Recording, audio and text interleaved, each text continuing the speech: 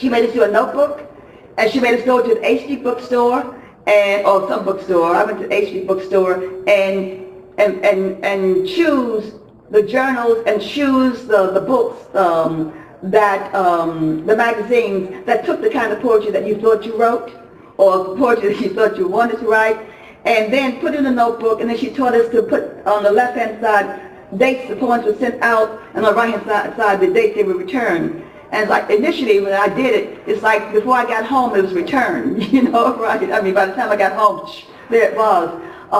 Until I got my first note from the Paris Review. He's still alive. He was an editor there. He's a poet. And I can't his name now. He sent me a note saying, your poem would have been in here this time around, except we had so many submissions. Keep trying.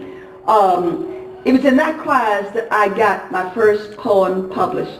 I think it was the Minnesota Review or some review, New England some review, and I brought in bottles of wine into NYU and put it on Bogan's desk, you know, and with cups, and we all celebrated it, right?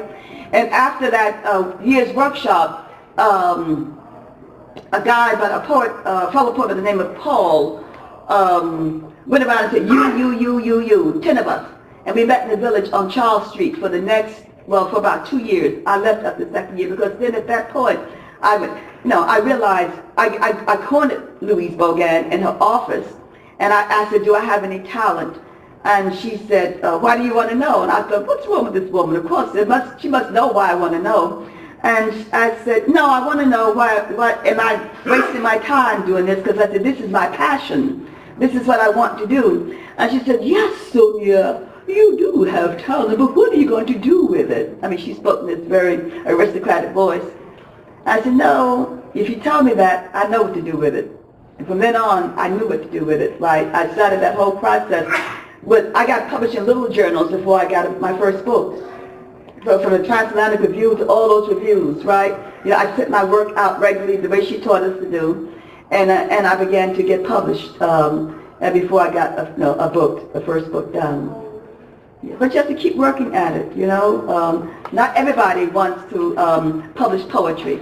But the point is that, you know, you keep pushing, because when 9/11 happened, I had 4 calls from newspapers asking me, Professor Sanchez, what poem should we recommend readers read in order to get us through this? They didn't ask for an essay, you know, right? They didn't ask for a play, you know, they didn't ask for a novel, they asked for the poem. And we understand truly that poetry is what I call subconscious conversation that goes on in the world at some particular point, okay? There was another hand behind you. Hi, what's your name? I'm JD. JB? JD Ford.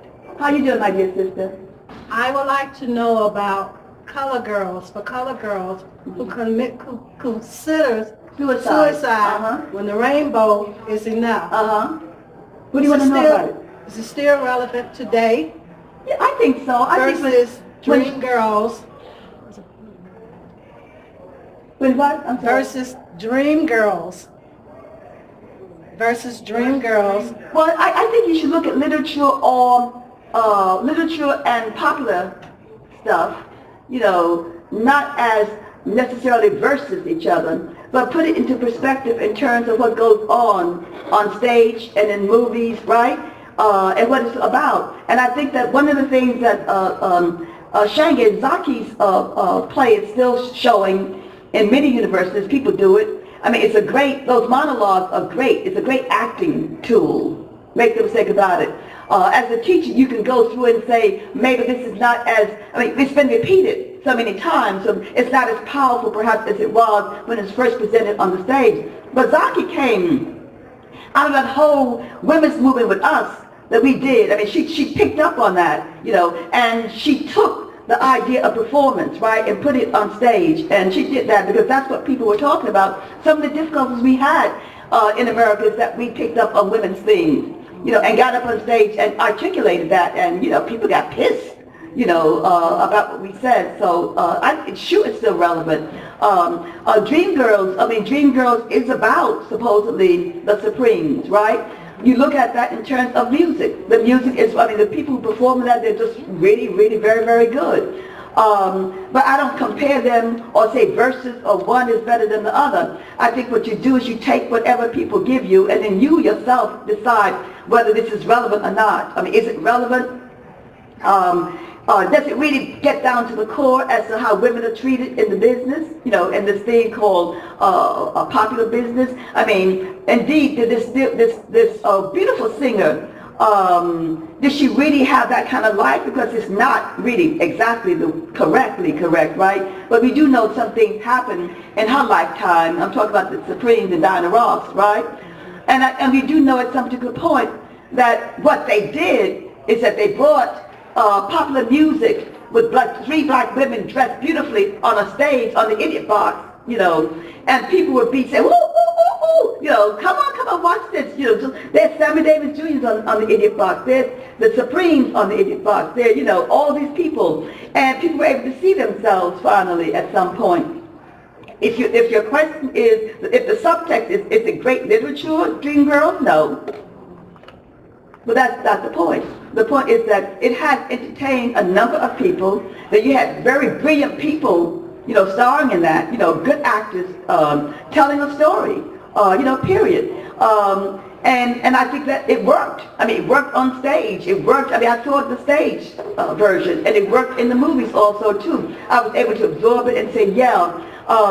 But, you know, eventually someone's going to have to really do something, you know, about that kind of exploitation that happens as far as women and men are concerned when it comes to the music business. It's a rough business out there. And what happens to people, you know, how they are exploited. I did a play called, oh gosh, that's weird. That's tiredness. I did a play about 3 women who were singers. Maybe someone a la Nina Simone, someone Billie Holiday, someone Bessie Smith, you know, and then someone who is like more like Aminata, Abby Lincoln, or one of the modern day singers, the sister who has the blonde locks, the singer, the great jazz singer. Come on. Who?